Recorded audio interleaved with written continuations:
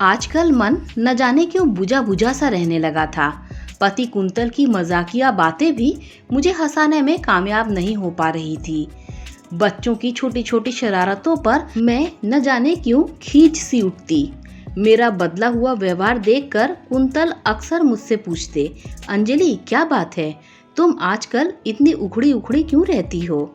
मैं क्या कहती, इस बात का सही उत्तर शायद मेरे खुद के पास भी नहीं था, या मेरे अनमने मन की जो एक वजह थी उसे मैं स्वीकार ही नहीं कर पा रही थी। दरअसल मैं बचपन से ही अपने लिए बड़े बड़े सुनहरे सतरंगी ख्वाब देखा करती थी, मगर बड़े होते होते वे सारे ख्वाब एक रंगीन तितली की तरह हवा में कहीं गुम हो गए। यह बात मुझे खटकती तो बहुत पहले से थी, पर आजकल अपनी हम उम्र पड़ोसन सोनल, जो मेरी सहेली भी बन चुकी थी, की बातें मुझे ज्यादा परेशान कर रही थी। जैसे कल शाम ही उसने मुझसे कहा था, इतनी होशियार और स्मार्ट होकर भी तुम दिन भर घर में ही रहती हो, सिंपल सी हाउसवाइफ बनकर। अंजलि, आज के जमाने की सिर्फ हाउसवाइफ बनकर कौन रहता है। सच ही तो कहती है सोनल, एक टिपिकल हाउसवाइफ ही तो बनकर रह गई हूँ मैं, कुंतल की पत्नी और रोहित मोहित की मॉम, बस इतनी सी तो पहचान है मेरी। यही सब सोचते हुए सुबह के ढेर सारे कामों के बीच मैं ऑफिस जाते कुंतल का लंच बॉक्स उन्हें देते हुए बाय कहने लगी, तो कुंतल ने अपने होठों का एक मीठा सा स्पर्श मेरे दाएं गाल पर देते हुए कहा, अपनी माँ को कॉल कर लेना, तुम्हारी माँ ही तुम्हारा मूड ठीक कर सकती है। फिर तुम्हारे अच्छे मूड के साथ शाम को मिलता हूँ, ओके बाय। कहते हुए कुंतल ऑफिस चले गए। सच, मेरी माँ कम और सहेली ज्यादा थी। मेरे मन की दुविधा को वे फोन पर समझ ही जाती थी, तभी तो मैं हर छोटी बड़ी बात पर माँ से बात कर लेती थी। आज भी मैंने माँ से बात करके मन को हल्का करने की सोची, लेकिन पूरे दिन की व्यस्तता के चलते मैं उन्हें फोन ही नहीं कर पाई। मन की बेचैनी आज बहुत बढ़ रही थी, पर दिन भर की भागदौड़ के बीच अब तक रात के 11 बज चुके थे। माँ अब सो गई होगी, कल फोन कर लूंगी, यही सोचकर मैं भी सो गई। सुबह 4 बजे पलंग के बगल वाली टेबल पर रखा मेरा मोबाइल घनघनाया। देर रात और अल सुबह आए फोन बहुत सारा भय, बहुत सारी शंकाएं लिए होते हैं। हल्की नींद में मैंने फोन की स्क्रीन देखी तो पापा कॉलिंग देखकर मैंने घबरा कर कॉल रिसीव किया। हेलो पापा, क्या बात है, सब ठीक तो है ना। पापा फोन पर सिर्फ 2 शब्द बोले, तुम्हारी माँ दोहराते हुए रो पड़े। तभी हमारे पड़ोसी दुबे अंकल ने उनसे फोन लेकर मेरे मन की बुरी शंकाओं को यह कहकर पुख्ता कर दिया, कमला भाभी अब नहीं रही बिटिया, माँ चली गई। मेरे कांपते होठों पर यह शब्द ठहर से गए। कुंतल जल्द से जल्द लैपटॉप पर बेंगलुरु से उड़ई जाने की संभावना तलाशने लगे। हम सूचना मिलने के दूसरे दिन उड़ई पहुंच पाए। अब तक माँ जा चुकी थी। मुझसे आखिरी बार मिलने के लिए माँ नहीं रुकी थी। कितना अजीब है ना, जब व्यक्ति किसी लंबी यात्रा पर जाता है तो अपने आसपास के लोगों से मिलकर उनसे कहकर जाता है, बिल्कुल वैसे ही जैसे माँ वैष्णो देवी और केदारनाथ की यात्रा पर जाने से पहले मुझसे फोन पर घंटों बात करके गई थी। पर अब जब वे कभी न खत्म होने वाली अंतहीन यात्रा पर जा रही थी, तब वे मुझसे बिना कुछ कहे ही चली गई थी। आज पहली बार इस वास्तविकता का अनुभव हुआ कि जीवन कितना अनिश्चित है। मृत्यु जब हमें लेकर जाती है तब शायद हम उतने भयभीत नहीं होते जितना हम अपने किसी बेहद करीबी व्यक्ति की मृत्यु हो जाने पर होते हैं। मृत्यु के बाद केवल व्यक्ति की देह राख कर आत्मा जाती है, बाकी वह पूरा का पूरा व्यक्ति यहीं तो रह जाता है। ईश्वर का केवल व्यक्ति की देह मिट्टी करके उसकी आत्मा को ले जाना ठीक नहीं है। ईश्वर को उस व्यक्ति की वस्तुएं, उसकी स्मृतियां सब साथ ले जानी चाहिए, या फिर उन्हें भी देह की तरह राख कर देने की कोई जुगत बतानी चाहिए। आज मेरा पूरा पीहर दुख के अपार सागर में डूबा था, लेकिन घर के सदस्य ही नहीं रो रहे थे, बल्कि घर की एक एक चीज भी जैसे जोर जोर से विलाप कर रही थी। आंगन की तुलसी उदास थी, घर के मंदिर में बैठे माँ के ठाकुर जी उदास थे।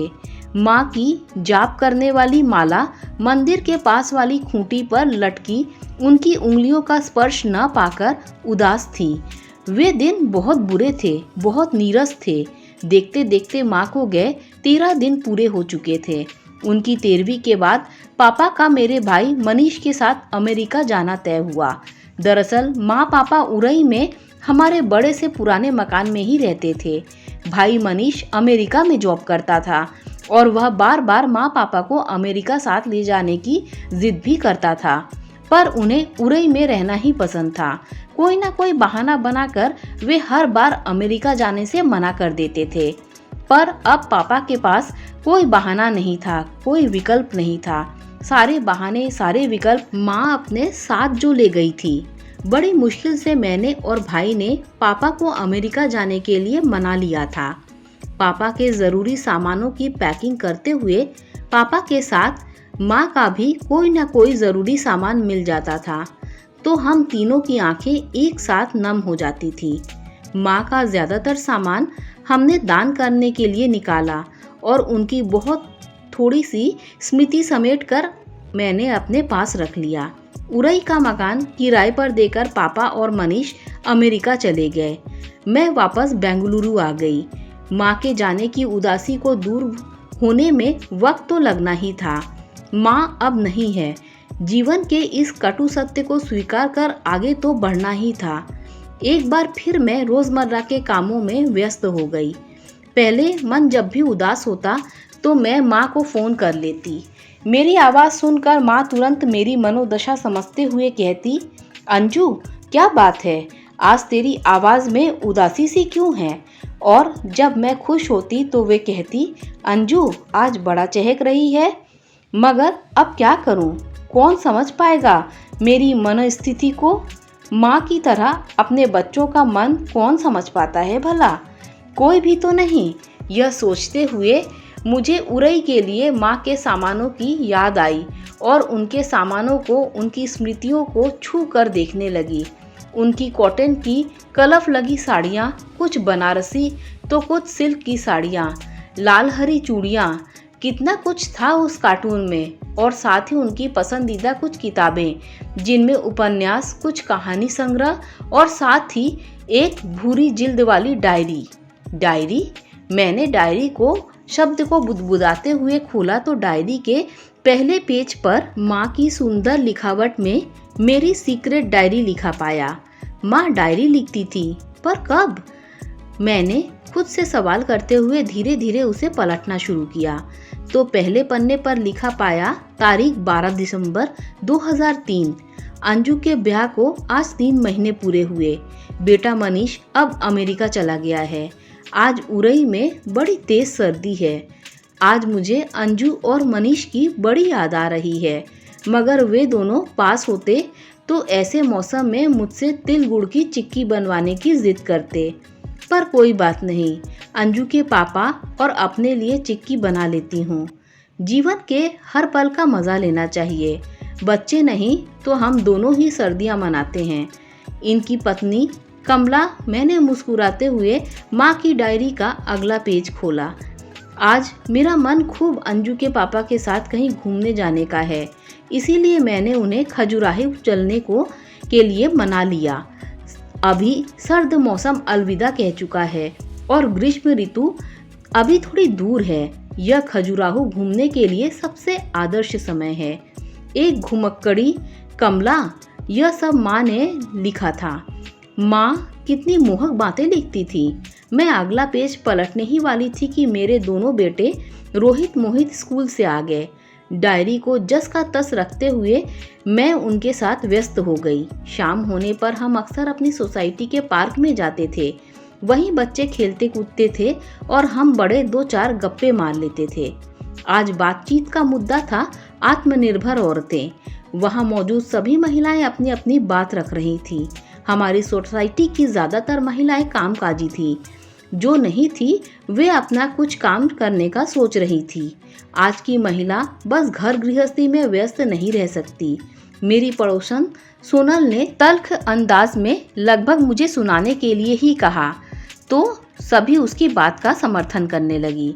पर तभी हमारे साथ खड़ी निशा, जो आजकल अपने 6 माह के बच्चे के लिए अपना जॉब छोड़ चुकी थी, बोली, सोनल, बात तो तुम्हारी सही है, पर घर परिवार भी तो ज़रूरी है। हम जब घर गृहस्थी के जॉब में होते हैं ना, तब भी हम बहुत बड़े जॉब में ही होते हैं। घर गृहस्थी जॉब का भी भला कोई जॉब है? अब अंजलि को ही देख लो, कितनी होशियार है, पर इसने अपने आप को घर परिवार नाते रिश्तों में जकड़ लिया। ये जिंदगी भी कोई जिंदगी है भला? रोटी कपड़ा साफ सफाई, इसका ख्याल रखो, उसका ख्याल।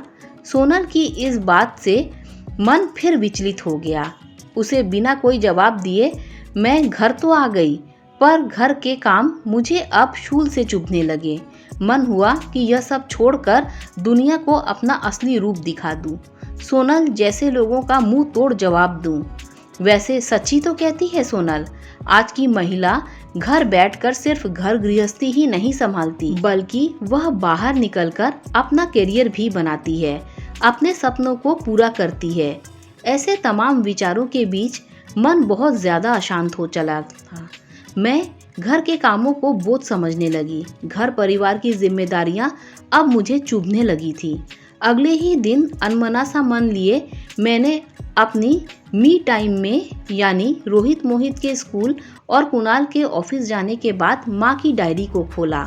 तारीख 2 अक्टूबर 2015। आज बगल में रह रही नेहा बड़ी परेशान थी। उसे गृहिणी शब्द कचोटता था। वह बाहर की दुनिया में कुछ करना चाहती है और यही सोच सोचकर वह तनाव में रहने लगी है। मैं उसे अक्सर समझाती रहती हूँ कि अगर स्त्रियों में कुछ करने की चाह है तो यह भी बहुत अच्छी बात है, पर इस बात के लिए तनाव क्यों? इस तरह गली के पहले मकान में रह रही सरला की बहू है। वह भी हमेशा अपनी महत्वाकांक्षाओं के चलते अपनी 7 माह की बेटी को कोसती रहती है। मुझे समझ में नहीं आता कि स्त्रियों की यह कैसी महत्वाकांक्षाएं हैं। क्यों आजकल की स्त्रियां सफल होने के चक्कर में सुकून त्याग रही हैं? मुझे नहीं पता है कि उन्हें क्या सिद्ध करना है। ज्ञानी कमला। मैं मुस्कुराती हुई खुद को हल्का महसूस करती हुई डायरी के सबसे आखिरी पन्ने को पढ़ने लगी। तारीख 28 अक्टूबर 2023। आज मन बहुत हल्का है, जैसे कोई यात्रा पूरी होने को है। बेटी अंजू से यूं तो हर तीसरे दिन बात होती रहती है, पर आज उसके लिए अपनी इस सीक्रेट डायरी में कुछ लिखने का मन है। आजकल की स्त्रियां सफल तो बहुत हैं, पर आत्मसंतुष्टि से पूरी खाली हैं। वे न जाने क्या खोज रही हैं। बेटा, जीवन में अपने सपने ज़रूर देखना, मगर सपनों का जीवन पर हावी मत होने देना, क्योंकि जीवन केवल सपना नहीं है। तुम्हारे पास जो है उसकी कीमत समझना। मुझे पता है कि तुम एक बहुत ही महत्वाकांक्षी लड़की रही हो, पर आजकल तुम कुछ न कुछ कर पाने पर छटपटा रही हो, लेकिन जो तुम कर रही हो ना, वह काम भी खुद में बहुत बड़ा है। हाउसवाइफ होना दुनिया का सबसे बड़ा काम है। तुम चाहो तो अपने लिए बाहर की दुनिया में भी जगह बनाना, पर खुद को तनाव में रखकर नहीं।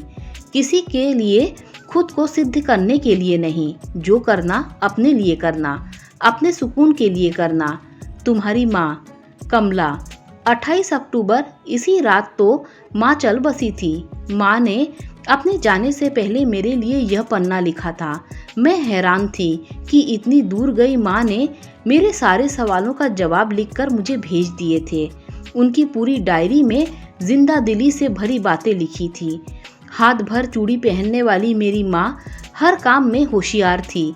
उनकी सबसे बड़ी कला यह थी कि वे हर परिस्थिति में खुद को खुश रखना जानती थी।